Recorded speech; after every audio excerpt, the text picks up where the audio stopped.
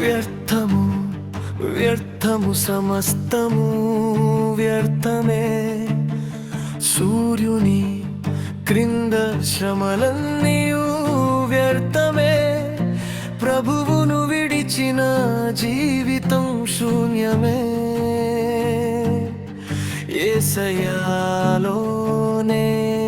జీవనార్థమే.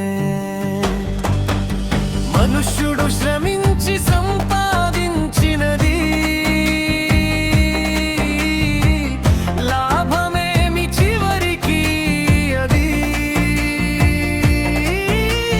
తరము తరముగా కాలము పోవుచున్నది. భూమి మాత్రం నిలిచియుండునది.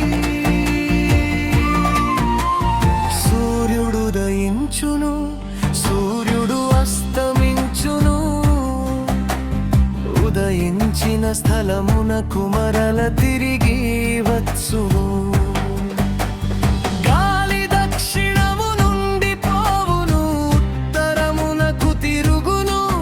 ఇట్లు మరల మరల తిరుగుచు తన సంచార మార్గమున తిరిగి వచ్చును.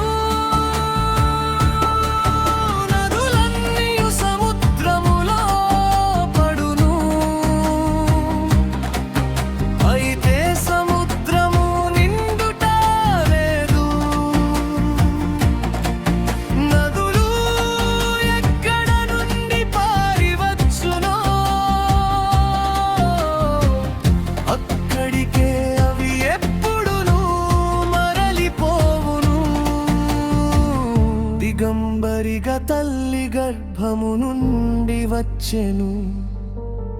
ఆ ప్రకారముగానే దిగంబరిగా పోవును.